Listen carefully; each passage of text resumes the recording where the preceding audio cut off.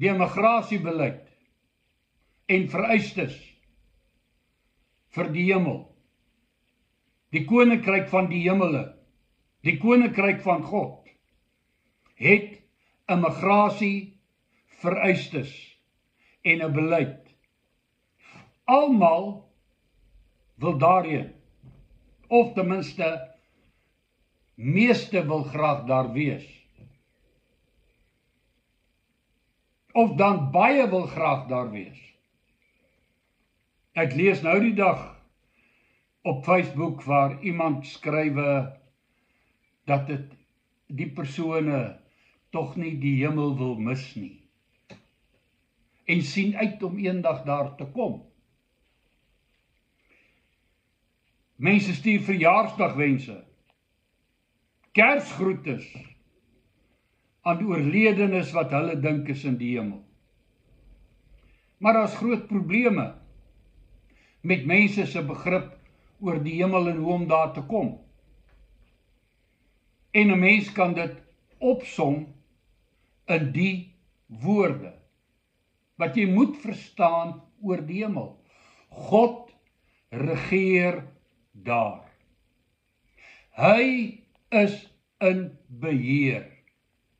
Dit is sy koninkryk. En slegs burgers van sy koninkryk word daar toegelaat. Let wel, nie gelowiges nie. Inteendeel, daar is gelowiges in die hel, kerklidmate in die hel. En laat ek dit definieer. Let op Jakobus 2:19. Jy glo dat God een is, jy doen goed. Die duiwels glo dit ook, en hulle sidder. Die duiwels glo en weet dat daar 'n God is. Hulle weet beter as baie teoloë, predikante, kerkleiers en lidmate, ouderlinge en diakens en dokters en professors, wie Jesus is en hulle sidder. Vergelyk Matteus 8 vers 29, Markus 5 vers 7. Want ten spyte van hulle geloof in God, leef hulle in afwagting van 'n ewige oordeel, want hulle is burgers van 'n vyhandige koninkryk. Hulle harte is op 'n ander plek. Hulle het 'n ander heerser, 'n ander meester. Hulle burgerskap is op 'n ander plek. Dis duidelik dat mense gelowig kan wees en dink hulle gaan hemel toe en dan tog verlore gaan. Matteus 7 vers 22 en 23. Ook Matteus 22 vers 9 tot 11. Waar dit duidelik is, jy kom nie sommer daar met jou eie kleertjies aan nie. Slegs as jy 'n bruilofskleed aan het. Luister, hulle tradisie het die Vader deur die Seun die bruilofskleed gestuur aan hulle wat die uitnodiging aanneem na die huweliksonthaal. Jy kom nie daar met jou eie rokkie wat jy laat pas en aantrek het soos jou lyfie lyk nie. Al is hy deur die beste modeontwerper in die wêreld gemaak, jy kom nie daar met jou eie kleed nie. Net dit wat aan jou geskenk word deur die bruidegom en die Vader. En as jy nie bruilofskleed aan het nie, is jy uit. Nou die immigrasiebeleid en vereiste na die koninkryk van God, na die hemel, is baie duidelik. Johannes hoofstuk 3. Jesus sê vir Nikodemus, voorwaar, ek sê vir jou, as 'n mens nie wedergebore word nie, sal hy die koninkryk van God nie sien nie. Nikodemus was 'n godsdienstige man. Hy het hard gewerk aan die wetsonderhouding, die leraar van Israel. Hy was besig om sy eie kleertjies aan mekaar te sit. Hard gewerk daaraan. En Jesus sê vir hom, jy weet nie, jy moet weergebore word nie. As jy bereid is om van koninkryk te verwissel, jouself te verloon, onder hulle uit te kom wat die wêreld liefhet, wat vriende van die wêreld en sy begeerlikhede is. As jy bereid is om na die koninkryk van God hier en nou reeds te kom, en te bid soos Jesus geleer bid het, sal daar 'n reaksie van Jesus Christus deur werking van die Heilige Gees wees, wat jou soos Isak sal maak. Galasiërs 4:28. Dit maak jou 'n kind van die belofte. En wat was die belofte? Romeine 9:9. Op so en so tyd, sê die Here, sal ek kom en Sara sal 'n seun hê. Jy word soos Isak, wedergebore deur 'n ingryping van God in jou hart en lewe wat onvrugbaar is ten opsigte van die koninkryk van God, al doen jy alles min of meer wat die wet vir jou sê soos Paulus. Jy bly 'n onvrugbare wat nie die koninkryk van God kan voortbring of kan bypas in jou lewe nie. Slegs wedergeboorte gee geboortereg, burgerskap in God se koninkryk. Kan op geen ander manier gekoop, verbygekom of verkry word nie. Die duiwel wil jou uit die hemel uithou. Hier en nou ook. Uit die koninkryk van God hou, deur 'n burger van jou te behou as 'n burger van sy koninkryk, terwyl hy jou verblind om jou te laat dink, jy kwalifiseer vir die hemel op grond van 'n klomp valse idees en goedjies wat jy doen, dogmas, rituele, leerstellings wat aan jou voorgehou word, baie maal deur denominasies in die kerk. Almal van hulle ondersteun deur tekste buite konteks, net soos hy Jesus met Bybeltekste buite konteks versoek het in die woestyn. Dis belangrik om te weet dat daar slegs een vereiste is waaraan jy moet voldoen om in die hemel te kom, en dis burgerskap van die koninkryk van God, en die kry jy net deur wedergeboorte. Die teestander van die koninkryk van God, hy het 'n besondere doelwit, en dit is om die mens eerstens in sy mag te behou en om te verblind vir die goeie nuus van die koninkryk van God. En tweedens om die mens te mislei in die fokus van die koninkryk van God wat sentreer om Jesus Christus te verskuif na sinnelose leerstellings, wat as jy hierdie goedjies doen, is jy okay, ou maat. Hy laat mense glo, hulle saligheid en die koninkryk van God bestaan uit raak nie, smaak nie, roer nie aan nie. Spruis en drank, rituele dae, feeste, sabbate, versnyding, skarewees en beelde. Op die wyse hou hy hulle tevrede met hulle self, dat hulle seker goed praktiseer, wat na God se mag en koningskap en koninkryk verwys, sonder om jou uit die mag van die bose te verlos, of te verskuif uit die mag van die koninkryk van duisternis na die mag van die koninkryk van God. Die oorsprong lees ek in 2 Korintiërs 11 vers 4. Van al hierdie valse goed wat jou daar uithou. Hy sê ek geen wonder nie, want Satan homself verander hom in 'n engel van die lig. En dis niks besonders wanneer sy dienaars hulle ook voordoen as dienaars van geregtigheid nie. En vers 10 vertel ons, die dienaars van Satan is valse apostels, bedrieglike arbeiders, wat hulle self verander in 'n apostel of 'n gestuurde van Christus. Die Bybel sê hulle, en hulle kom met reëlmaat met leerstellings soos wat 1 Timoteus 4 vers 1 dit stel. Maar die Gees, die Heilige Gees, sê uitdruklik dat in die laaste tye sommige van die geloof afvallig sal word en verleidende geeste en leringe van duiwels sal aanhang. En hier, by die immigrasie na die koninkryk van God, is waar mense met leerstellings van duiwels verwar word. Soos die bevraagtekening van wie Jesus Christus is. Hy is 'n Christus, nie die Christus nie. En sy status as seun van God en heerser in die koninkryk van God word bevraagteken. Die duiwel wil jou graag behou, deur jou te laat twyfel aan die koning van die koninkryk van God.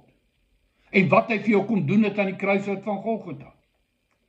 Hy wil jou in twyfeling hou oor sy mag om jou te red en verlos uit die mag en heerskappy van die bose en van sonde. Jy is so reg soos jy is, glo net. Glo soos ons glo en gaan saam met ons. Eintlik hulle boodskap.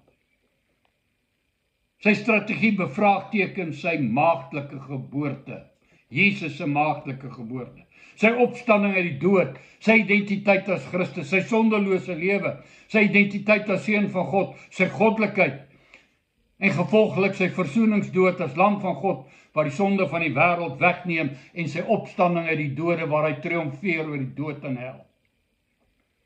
Verder deur jou te laat dink dat jy dubbele burgerskap kan hê. Jy kan 'n vriend van die wêreld wees en 'n vriend van God. Jy kan in die mag van die bose leef en nog toegang tot die hemel kry. Nee, dit word duidelik gestel in Jakobus 4:4 waar dit sê, vriendskap met die wêreld is vyandskap teen God. Dan is jy 'n verraaier. En die straf is die dood, gaan weg van my vervloekte, ek het jou nooit geken nie. Verder word valse burgerskapsertifikate van Jesus se koninkryk oral teen baie lae koste aangebied. Valse leerstellings oor burgerskapverkryging word oral versprei en so soetkoek deur mense opgesluk. En hier volg 'n paar leerstellings van duiwels. Kerklidmaatskap maak jou 'n burger van God se koninkryk, in besonder van hierdie denominasie. 'n Doopplegtigheid, nog enetjie, of 'n ritueel, doopritueel maak jou 'n burger van Jesus se koninkryk. Ek sê doop, omdat daar verskeie resepte deur verskeie denominasies aangebied word. Maar die feit dat jy gedoop is, hoe ook al, beteken nie jy is noodwendig in die koninkryk van God in nie, en 'n burger nie. Ander vertel jou dat jy blou oë het, soos ek, blonde hare en 'n wit vel. Het jy en is jy as gevolg van jou bloedlyn 'n burger van Jesus se koninkryk? Nou mag ek wit wees en ek mag lyk soos 'n Ariër en wat ook al die goed sê. Die feit is, die laaste ding waarop ek sal roem is my bloedlyn. Ek roem net in die bloed van die lam van God, wat gestort is tot vergifnis van my sonde. O, die nagmaal. Ja, as jy die nagmaal gebruik, maak dit jou 'n burger van Jesus se koninkryk. Nee, my vriend. Ek het al gesien hoe sit ateïste in die kerk en nagmaal eet. Voor die diens vloek hy God en na die diens vloek hy God. Die opsê van die geloofsbelijdenis maak jou 'n burger van Jesus se koninkryk. Ek het gesien hoe hulle ook die geloofsbelijdenis saam, die ateïste. Die gebruik of verwysing na God en Jesus in Hebreëus maak jou 'n burger. O, as jy net sy naam reg uitspreek, reg spel, as jy in die koninkryk van God se geliefde seun. Klomp snert. Gaan nie oor 'n speltoets standaard 3 nie. En nog, as jy kerk besoek, of jy maak bydraes, maak dit jou 'n burger van Jesus se koninkryk. As jy kerk besoek op 'n Saterdag, eerder as 'n Sondag, maak dit jou 'n burger van God se koninkryk. As jy jou laat besny, is jy lid van God se koninkryk. As jy die Sabbate onderhou, die Joodse feeste, as jy ophou vark en kreef eet, maak dit jou 'n burger van God se koninkryk. As jy goed is vir mense en almoses gee, maak dit jou 'n burger van God se koninkryk. Dis 'n klomp snert. Selfs sataniste is soms goed vir ander mense. En nog, as jy die regte soort gebade aantrek, is jy 'n burger van Jesus se koninkryk. En dit wys sommer jou status. Deesdae is die ganse kerk vol klomp snert. Die Rooms-Katolieke en die Engelse kerke het hierdie goeters en gewade, en die Afrika kerke het hierdie goeters en kirikies en titels, en die Pinkstermense of die charismate, deesdae generaal. Hy was een van God se generaals, jy lees nie sulke goed in die boek nie. As jy positief praat en lewe spreek, positiewe mense, dis geloof, en dit sal jou in die koninkryk van God inbring. As jy verdraagsaam is teenoor alle godsdienste en oortuigings, maak dit jou 'n burger van God, weet hulle te vertel. Inteendeel, die Bybel sê die teenoorgestelde. Omdat Jesus aan die kruis gesterf het, is ek outomaties 'n burger van God se koninkryk. Selfs die ateës is een, ek sien hulle sê selfs die duiwel gaan hemel toe. En hier lê die kroeks van die hele verhaal. God word nie bedreig deur die mag van die bose nie. Ons, jy en ek, word bedreig en is vasgevang in slawerny, in misdade en sonde as gevolg van die mag van die bose in sy koninkryk waar ons gebore is. God raak uit liefde betrokke aan ons kant deur Jesus Christus en maak dit vir ons moontlik om te ontsnap uit die koninkryk en die mag van die duiwel en te immigreer na die koninkryk van God en onder die heerskappy van die bose uit te kom en onder die heerskappy van sy geliefde seun Jesus Christus te kom, deur die werking van die Heilige Gees. Die kritiese vraag is, in watter een van hierdie twee koninkryke bevind ek en jy onsself? Watter een van die twee koninkryke heers oor ons gedrag, ons gesindhede, ons lewenswyse, ons waardes? Daar's net een manier om van die koninkryk van duisternis uit die mag van die bose te ontsnap in die koninkryk van God in en hemel toe te gaan op die ou einde. En dit is om wedergebore te word. En soos ek gesê het, as jy bereid is om die wêreld te verlaat, jou kruis op te neem, Jesus te volg, te sê, Here, ek soek u koninkryk. Soos Jesus sê, van die tyd van Johannes die Doper af, kom geweldenaars. Dis mense wat nie speel nie. Hulle is nie besig om pam speletjies te speel met God nie. Geweldenaars kom en hulle neem die koninkryk van God met geweld en in besit. Ek sal u nie los voordat u my geseën het nie, het Jakob gebid, sodat hy Israel kan word. Ek sal u nie los nie, Here, red my, verlos my, maak my vry. Watter gees is aan die werk in ons? Die gees wat werk in die koninkryk of in die kinders van die ongehoorsaamheid of die Heilige Gees wat heilig maak? Wie heers oor ons?